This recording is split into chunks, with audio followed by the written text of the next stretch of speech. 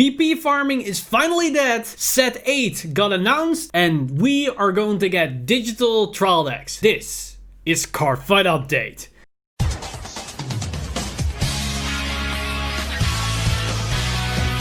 Stand up! Vanguard! Hey Cardfighters, welcome back to another Cardfight Update, and today we continue where we left off yesterday, because in yesterday's Cardfight Update we talked about everything for the physical card game, all the new reveals for the upcoming VBT9 Butterfly Under the Moonlight with all the Pale Moon and Harry reveals. So if you haven't seen that video, then I highly encourage you guys to check that video out, links on top and of course in the description down below. But today we're gonna dive in the digital world of Cardfight Vanguard with Vanguard Zero, as at the same time, we've got a lot of information revealed for Vanguard Zero in the Japanese side, but also for the international English side. And one of those major things, and that's what we're going to start today's video with, is the death and the end of VP farming. And what I'm referring to is basically the new changes that Bushiroad as well as Game Studio are going to bring to the whole VP rank system as well as the Legend ladder system itself, which hopefully increase the experience level of playing the rank system as well as just playing Vanguard Zero on the go. And they changed 3 different things surrounding this system, and one of those major changes that they brought to Vanguard Zero is to change how we are going to acquire VP. And we are still going to acquire them in the same general sense that we're going to play ranked matches as well as doing character fights, but the way that how we accumulate them via rank fight is a little bit different now. As you can see here on the screen, is that before these changes, we just fight on the ladder system, and either we win or we lose, we're gonna get 2000 VP. That was before the change. Now they are changing it up a little bit, where the victor is going to get 3000 VP, so that's an increase in VP in total, but the loser is gonna get a VP to the amount of damage they dealt times 500. So if you dealt 4 damage that game, then you're gonna get 2000 VP. So basically, if you deal at least 4 damage every single game, even though you lose, you will get the same VP as you did before the change. Only now, if you win, you get even more, 1000 more, which is actually quite a lot.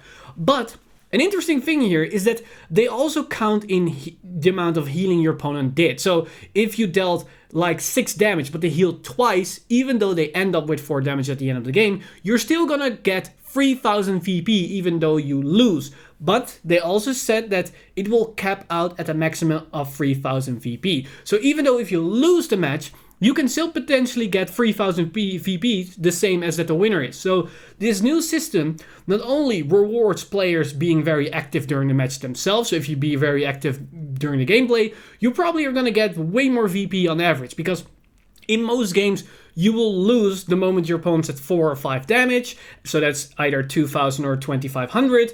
But in a lot of cases, they also healed like 1 or 2 times, so you can actually accumulate even more VP than that. Only it's now limited, capped to 3000 for both players.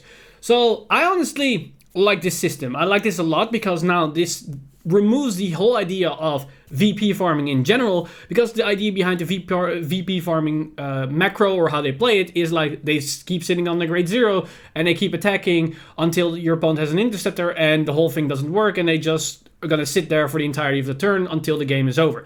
Now, in most cases, when you're up against a VP farmer, they do you no damage or maybe 1.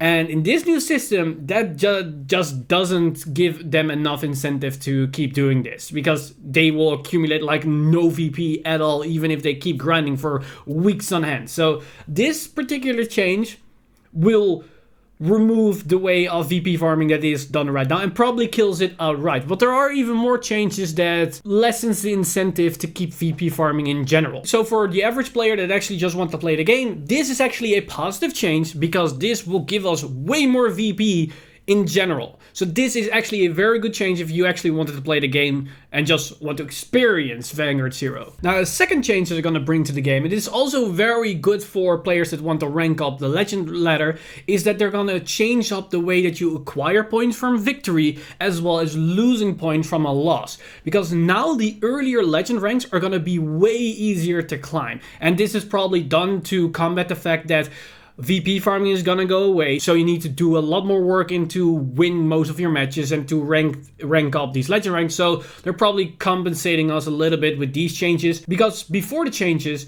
no matter the outcome, you're gonna get 20 points in your legend rank, and if you lose, you're gonna lose those 20 points. So every time you lose, you need to win one more game to get back to where you were. So this could be a tedious task to win.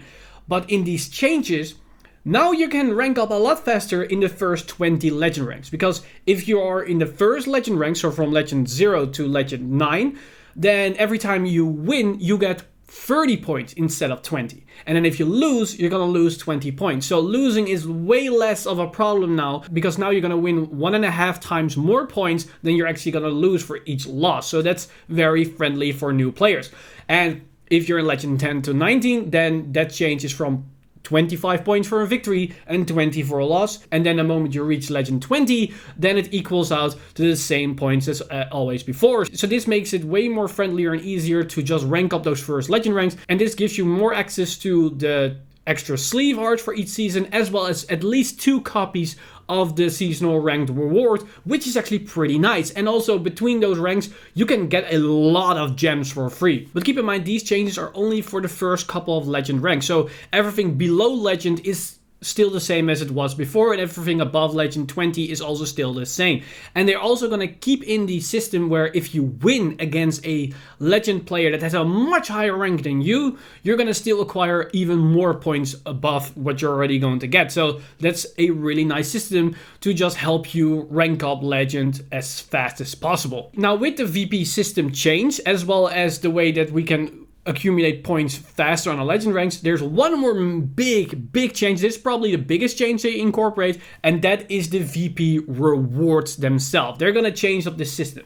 This was the VP rewards table we had before the changes. It's gonna change a little bit, but the biggest things here are the 10 packs at 1.2 million, and of course the 1 free pack you're gonna get for every 100k VP you're acquiring afterwards.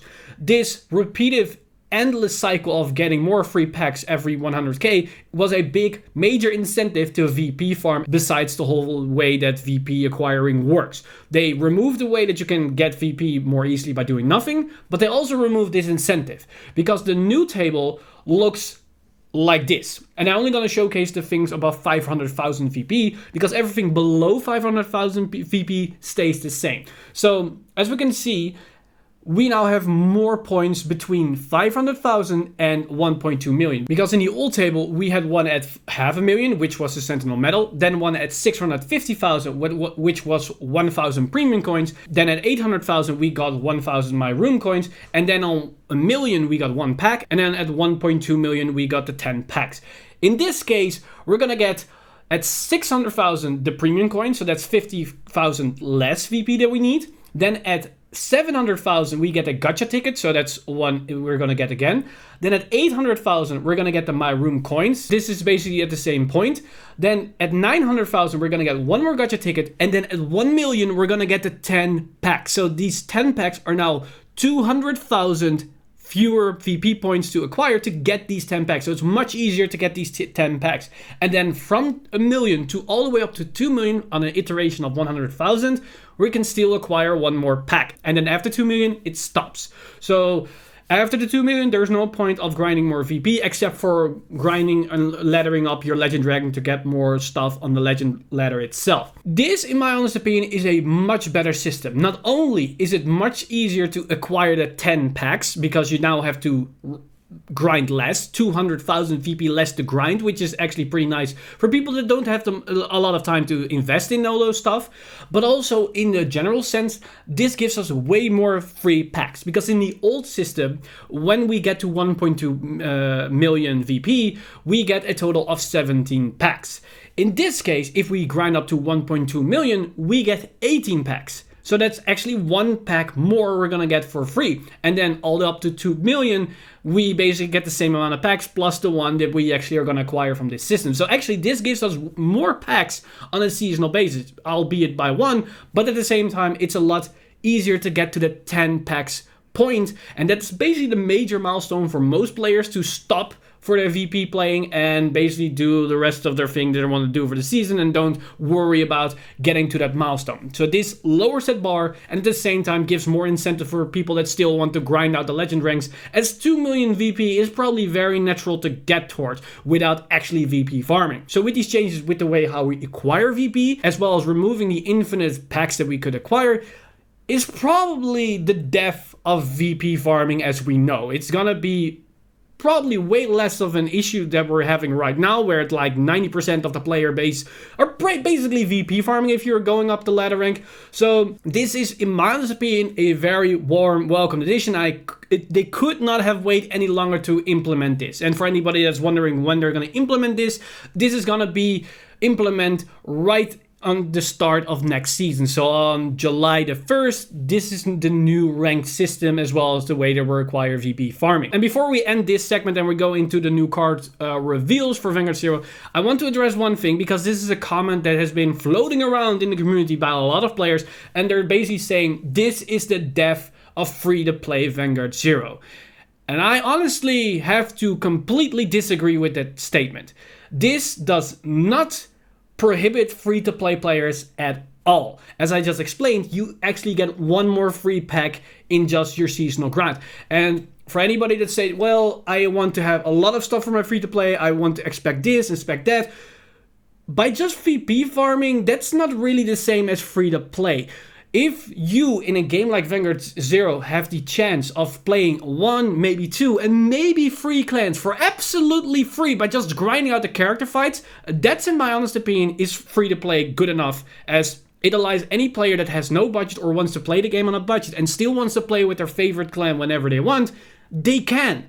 They can actually play their favorite clan without investing a single dollar. The only thing they need to invest is time. And if your opinion of being free to play is that you don't want to invest a lot of time, you want to have those things right now, you want to have everything, then you probably need to change your perception of what free-to-play actually is. Bushiroad and Game Studio still need to make money, and the fact that players can still play their favorite clans, and probably 2, and if you're lucky with your pulls, maybe 3, is actually really, really generous. Because in a single season, as I explained, you can acquire 16 to 26 free packs by just the VP rewards alone. That's not even looking at all the free gems you can acquire by going up all the legend ranks, because you get a lot of gems while doing so. Also the free triple Rs and double Rs we're getting for the seasonal rewards. And don't forget all the login bonuses, mission bonuses, character levels that we acquire while we're fighting online. All those things acquire a lot of gems, free packs, tickets, all that stuff, and that's a lot which you will get for spending a zero amount of dollars. So saying that Vanguard Zero is not free to play, it ain't true. It just ain't true. Then probably your perspective of what free to play is a little bit skewed. So with that little rant away, I just want to say I'm very happy with these changes, and probably a lot of players are, because a lot of people were getting sick of VP farming, as even I, as a person that invested money in this game, and I'm probably not the only one, we're starting to get a little bit sick of VP farming, because what's the point of actually investing money, buying these cards or getting these packs or gems to play with cards, and then at the same time don't have the option to actually play against another player. So I cannot even use the cards which I paid money for, which doesn't make any sense at all. So yeah, I'm really very happy with these changes, and I hope you guys are as well. So with that out of the way, let's take a look at the new reveals, because we also got a lot of interesting cards revealed for set 8 that's gonna hit Japan in the next week once they dive into the next season starting July the 1st. And we're gonna go rapid fire through these reveals, so this video isn't all too long, and at the same time I'm not too familiar with these clans, so I'm just gonna give you a rundown through all the skills and my first flash opinions about them. And we're going to start off with some new gold paladin cards, and the first one is this grade 2 Blaster Blade Spirit. It is a royal paladin card, but it also can be played in a gold paladin deck. And its skills are auto and record circle when placed from deck, count up +1 to retire one of your opponent's grade 2 or greater front row rear guards. And also auto record circle at the end of the battle that this unit was attacked, retire this unit. So this is somewhat of an upgrade of the original Blaster Blade, as it costs 1 counter less, so it could be utilized in Royal Paladin in that sense, but it doesn't synergize with Ganslot, so keep that in mind.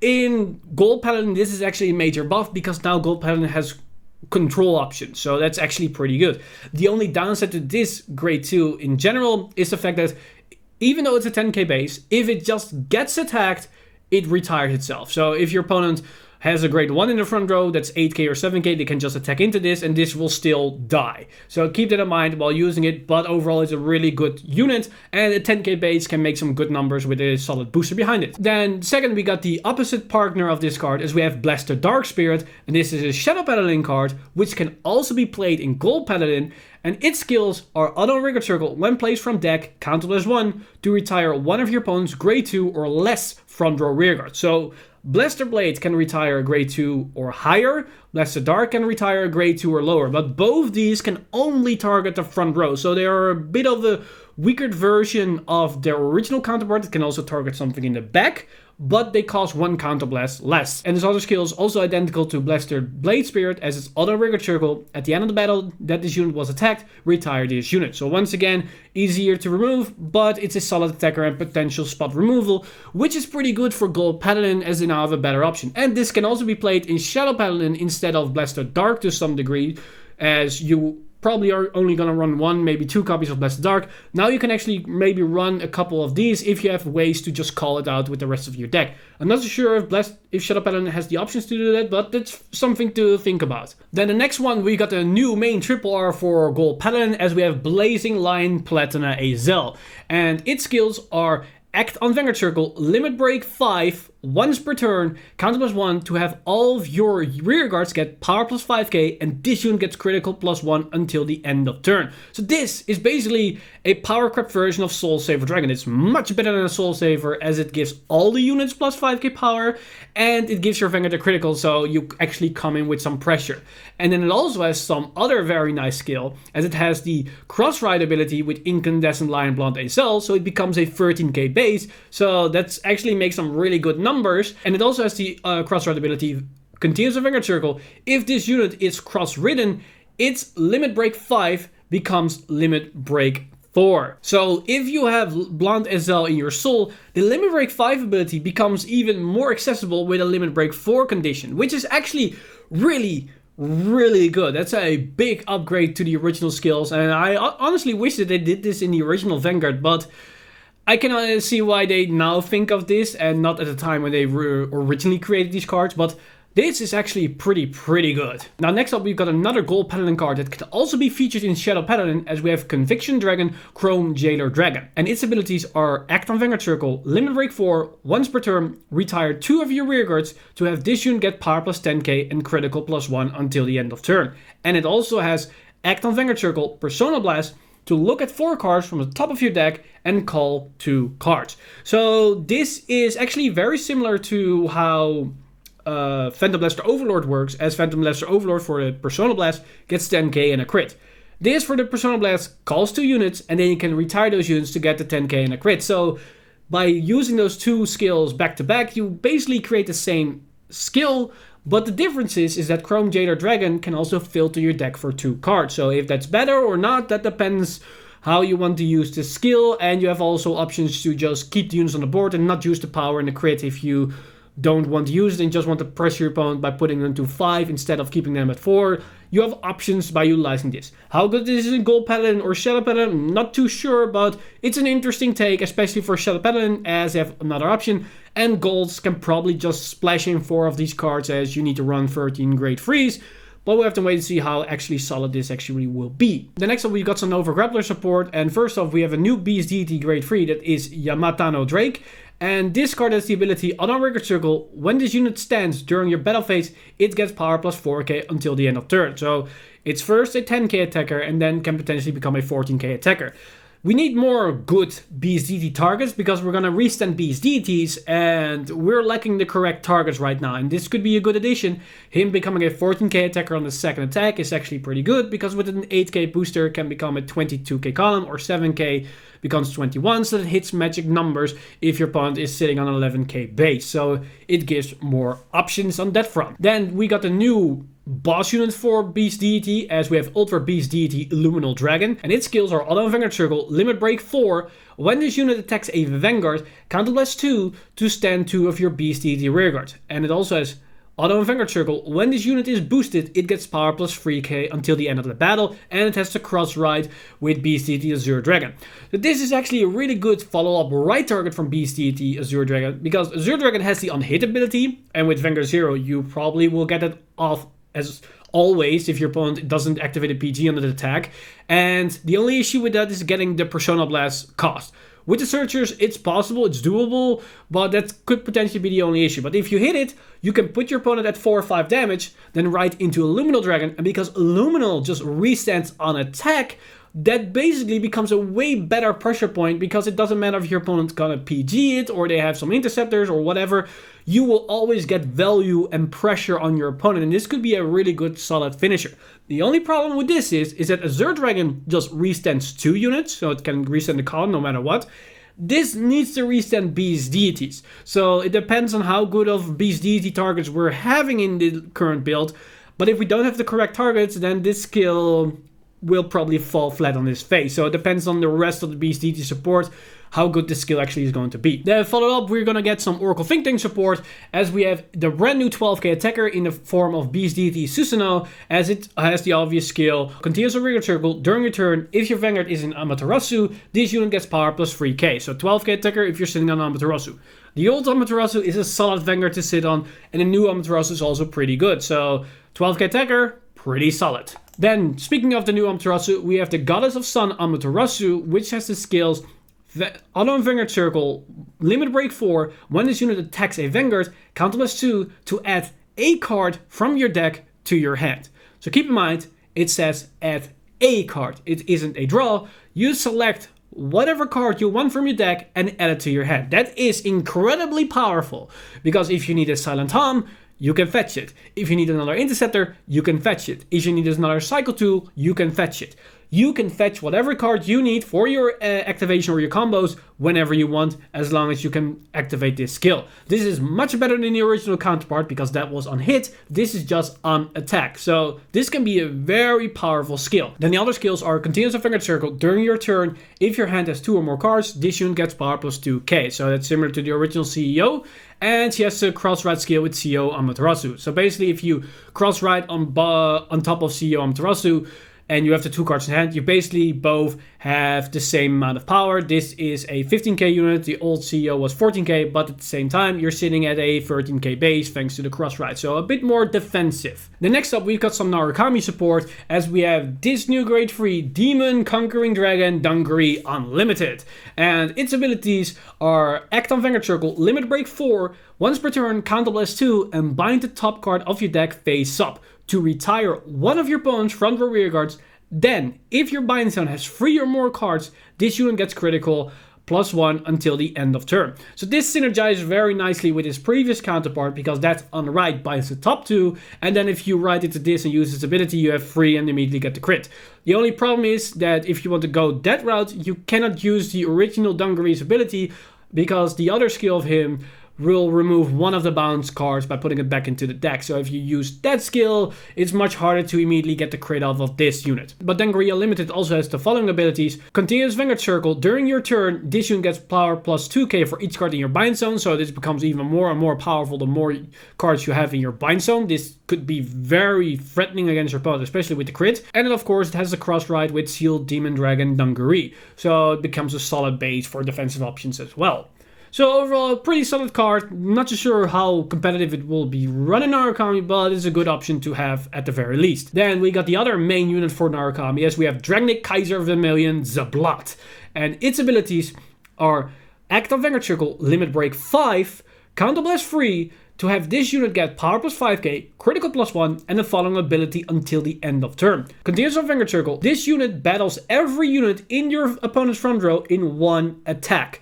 So when it attacks, it removes all the interceptors, it removes all the great freeze in the front row, and it also pressures your opponent. With that crit and the extra power, can be very deadly, because also don't forget, if this activates an PG from your opponent's hand, then your side columns are free to come in for the killing blow, as those 2 attacks can still wreck face. So this is actually pretty devastating in the correct setup. We also have some other abilities, as it has the cross ride with Dragonic Kaiser Vermilion, so it becomes a solid 13k body. So that means the attack is actually an 18k attack. And it also has the skill, continues a Vanguard Circle. If this unit is cross-ridden, its Limit Break 5 becomes Limit Break 4. So once again, this Limit Break 5 ability becomes a lot more accessible if you can cross-ride on top of Vermilion, which is really solid. Now from Narukami we get some more Aquaforce support, as we have this grade 3 Water General of Wave-like Spirals, Benedict. And its ability is auto Vanguard Circle once per turn. At the end of the battle, this unit attacked a Vanguard, stand it, and it gets power minus 5k until the end of turn. So this is just another way to get a lot of attacks in, so you can acquire the amount of waves that you need for a certain attack. Not sure how good this actually is as a grade 3, especially since it's a 10k body.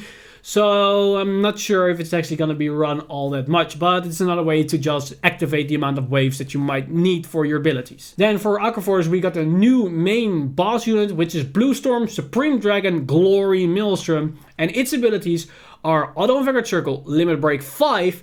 When this unit attacks a Vanguard, counter +1, and until the end of the battle, this unit gets power plus 5k and critical +1, and your opponent must randomly discard a grade 3 from hand to activate a Sentinel. If they could not discard, it does not activate. This is an amazing skill, because not only will you come in with a crit and a 5k power, so that means you're gonna pressure them regardless.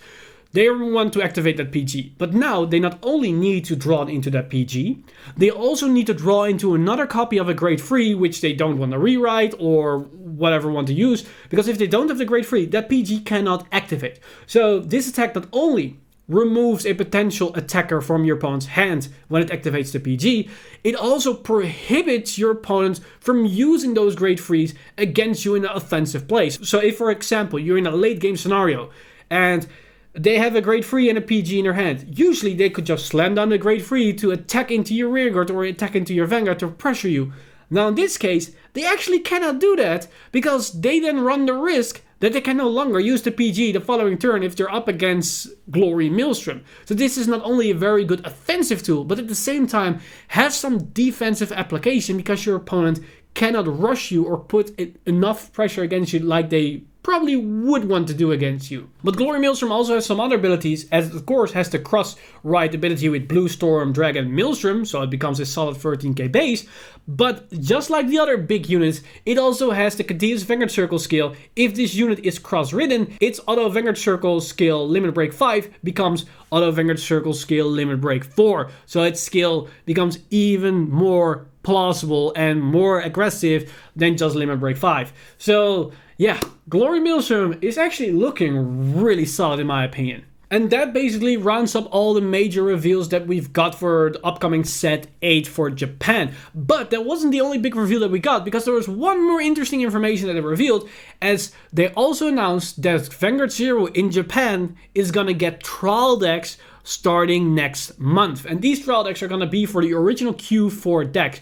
But from the image that we see that we're going to get Witches for Oracle Think Tank, Beast Deity with Azure Dragon for Nova Grappler, we have Blasted Blade with Barkle for Royal Paladin, and we've got Conroe with Dragonic Overlord for Kagero.